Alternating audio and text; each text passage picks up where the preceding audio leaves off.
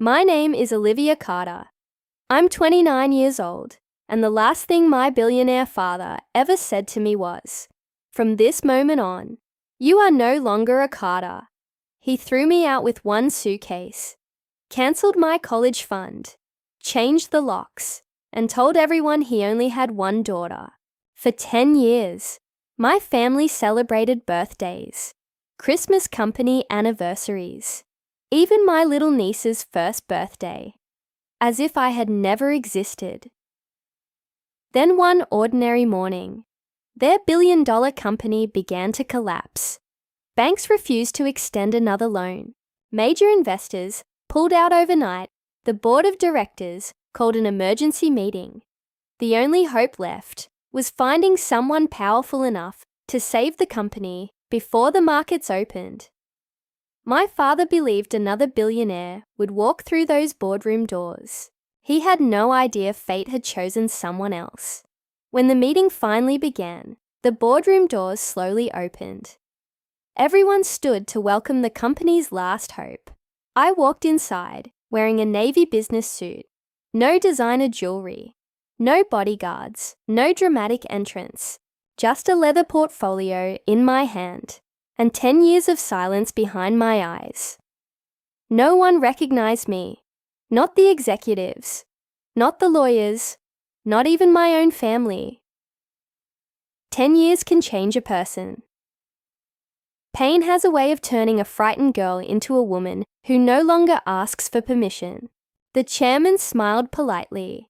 "Ms. Bennett, thank you for coming." I returned the smile. "It's my pleasure."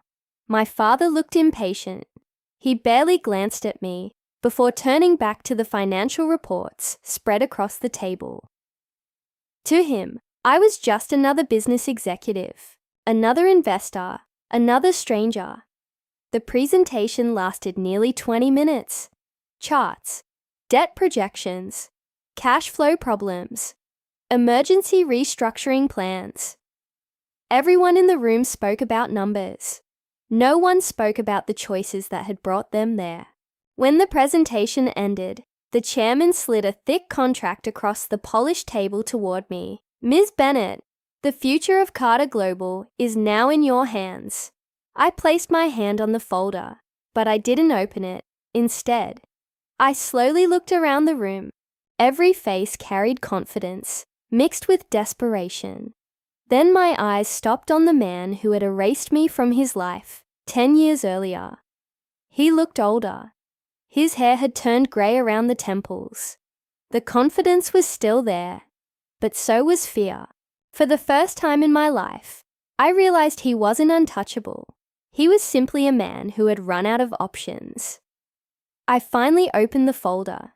The first page displayed my full legal name, Olivia Bennett, formerly Olivia Carter. My father casually looked down at the document. Then his eyes froze. He read the name once, twice, a third time. The color slowly disappeared from his face. He looked up at me. His lips moved, but no words came out. The room became completely silent. After 10 years, my father finally recognized the daughter he had erased, and he understood something that was already too late. The future of his empire was resting in the hands of the child he once called his greatest disappointment. But this story doesn't begin in that boardroom. It begins 10 years earlier. On the night I walked away from everything.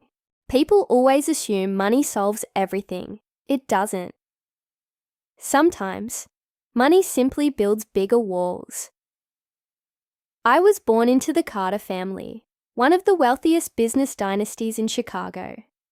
My grandfather founded Carter Global nearly 70 years ago with a single medical supply warehouse.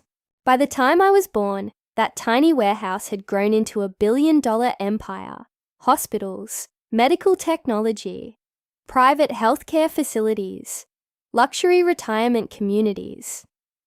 Everything carried the Carter name, and according to my father, that name was worth more than any individual in the family, including me. Our mansion sat behind 12-foot iron gates. The driveway stretched so far that first-time visitors often joked they needed a map just to reach the front door. Inside, everything sparkled. Italian marble floors, crystal chandeliers imported from Europe, paintings worth more than most people's homes.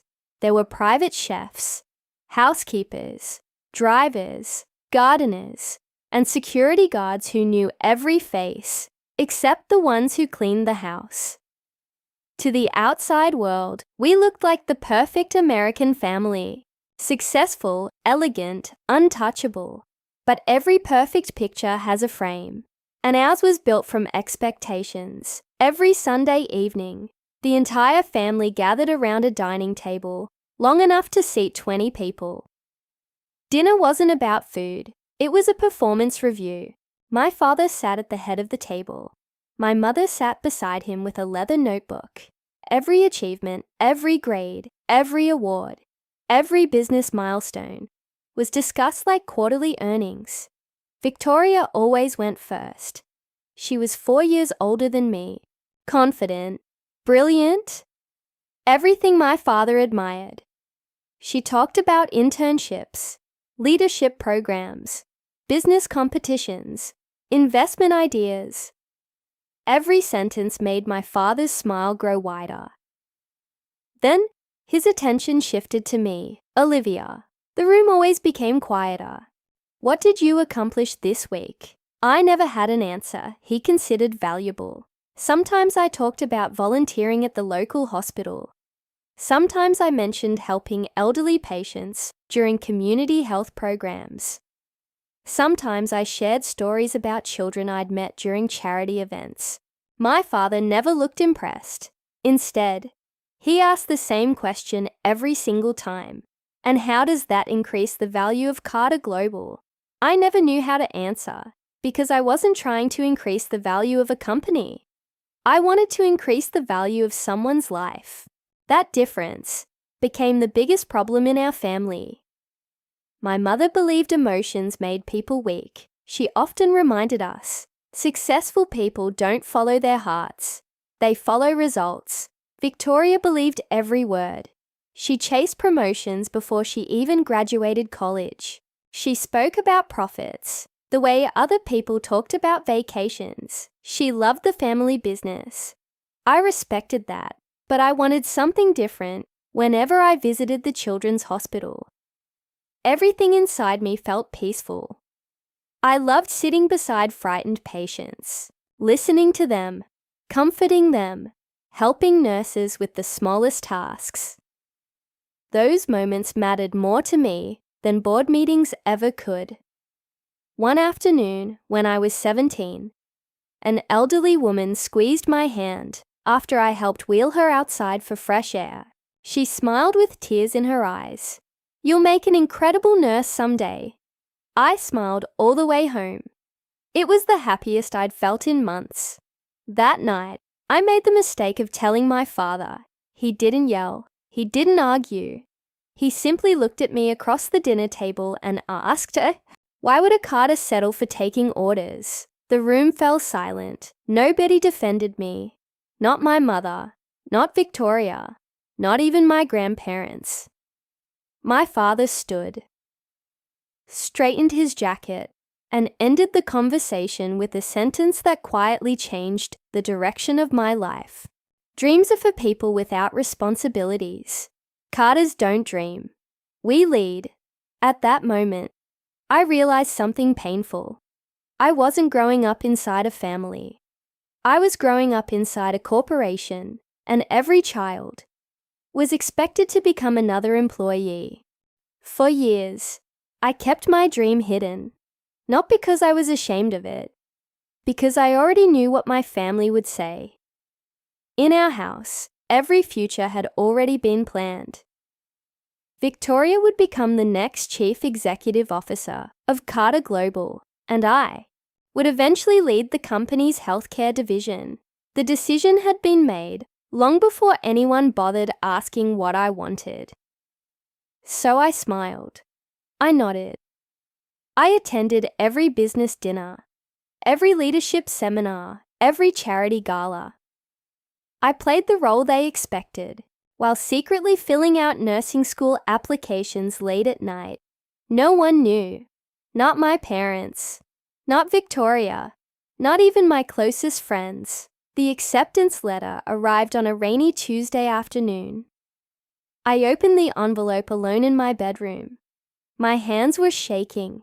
Congratulations. The very first word made my heart race. I had been accepted into one of the best nursing programs in the state. For the first time in years, I felt like my future finally belonged to me.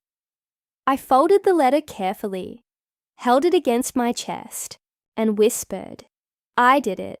For 2 days, I carried that letter everywhere, waiting for the perfect moment to tell my family. I believed, maybe, just maybe, they would see how happy I was. Maybe they wouldn't understand, but they would still support me. I couldn't have been more wrong. That Friday evening, the entire family gathered in the formal dining room. Crystal glasses, silver cutlery, fresh flowers. Everything looked perfect. Halfway through dinner, I cleared my throat. "I have some news." Everyone looked at me. I smiled. "I've been accepted into nursing school." Silence. Not the happy kind, the dangerous kind. My father's fork stopped halfway to his mouth. My mother slowly placed her wine glass on the table. Victoria looked at me, then burst into laughter. "Nursing?" she said. "Seriously?" I nodded. I've never been more serious. My father leaned back in his chair. His expression was impossible to read. "You want to become a nurse?" "Yes. I want to care for patients. I've wanted this for years." Another long silence. Then, he stood up. Without saying a single word, he walked out of the dining room. No one moved. No one spoke. A minute later, he returned carrying a thick black folder. He placed it directly in front of me. Inside were copies of everything connected to my future. My education fund, my trust account, my company shares. The apartment my parents had purchased for me after graduation. Every opportunity they had planned. My father rested both hands on the table. His voice remained calm, almost cold. "If you choose nursing, you are choosing a life outside this family." I looked around the room. My mother said nothing. Victoria wouldn't even look at me anymore. I realized. No one was going to stand beside me. This wasn't a conversation. It was an ultimatum. And somehow, deep inside, I already knew my answer. The room felt colder than it had just a few minutes earlier. No one spoke. No one moved. My father's words still echoed in my mind. "If you choose nursing, you are choosing a life outside this family." I looked down at the folder lying in front of me. Every page represented the life they had planned for me. The trust fund, the luxury apartment, my future position at Carter Global. Everything was conditional, not on who I was, but on who they wanted me to become. I slowly closed the folder. Then I looked at my father. For the first time in my life, I wasn't afraid of disappointing him. "I've already made my decision," I said quietly. His expression never changed. "So have I." My mother finally spoke. "Olivia, don't be emotional. Think carefully. People spend their entire lives trying to reach the position you're about to throw away." I smiled sadly. "Maybe, but I'm not those people." Victoria crossed her arms. "So you're really willing to destroy your future, just to play nurse?" I looked directly at her. "I'm not destroying my future. I'm finally choosing it." The silence returned. Heavy, uncomfortable, final. My father reached into his jacket pocket. He removed a small silver key, the key to the apartment they had purchased for me after graduation. He placed it on the table. "You won't be needing this anymore." Then he slid another envelope toward me. Inside was a single check, $500, across the bottom. One sentence had been written in my father's handwriting. "Final family support." I stared at the check for several seconds. Then I folded it, placed it back inside the envelope, and pushed it across the table. I don't want your money. I wanted your respect. For the first time that evening, my father's jaw tightened. You'll regret this. Maybe, I replied, but at least the regret will belong to me. Without another word, I stood up, walked upstairs, and packed everything I owned into one suitcase. Some clothes, a few books, my childhood photo album, and the small silver necklace my grandmother had given me when I turned 16, 40 minutes later. I carried my suitcase down the grand staircase, the same staircase where family portraits covered every wall. Generation after generation, smiling for cameras, pretending perfection. My mother stood near the front door. She didn't cry. She didn't hug me. She simply looked at me and asked one final question. If you walk out that door, don't expect to come back. I took a slow breath, then answered with complete honesty. I stopped expecting that a long time ago. I opened the front door. The cold evening air rushed inside. For a moment, I looked back at the mansion where I had spent 19 years, trying to earn love that was never freely given. Then, I stepped outside. Behind me, the front door closed, not slammed, not violently, just quietly, as if the family had already moved on.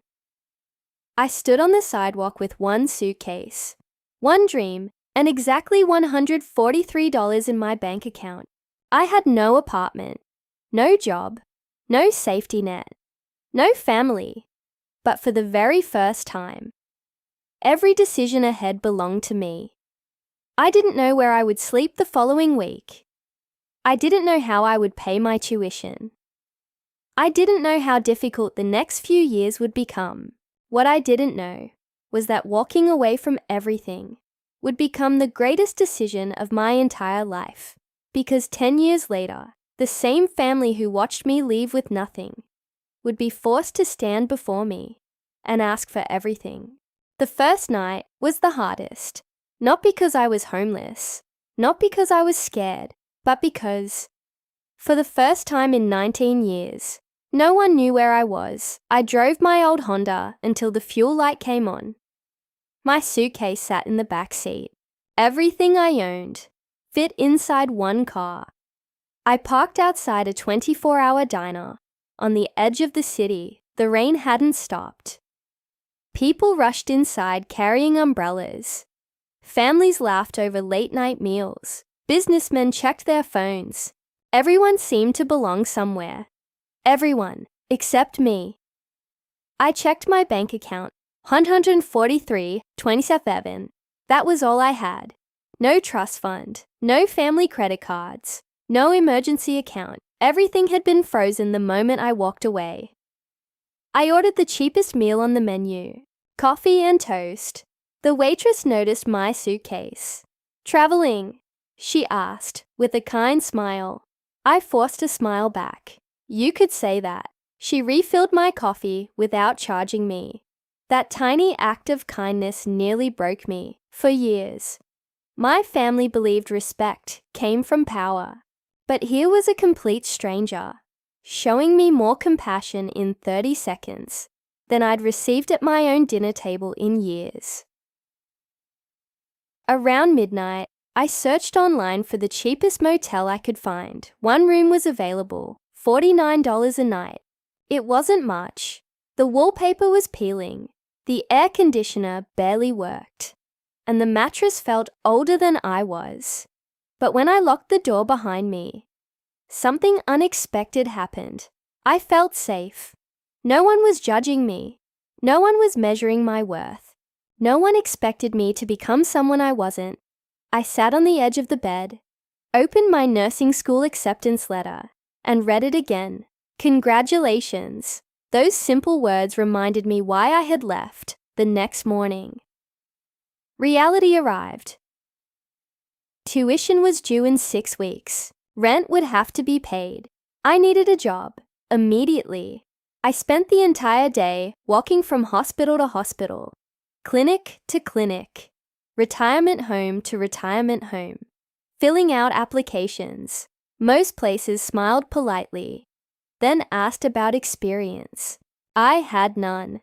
By late afternoon, my feet hurt, my stomach was empty, and my confidence was disappearing.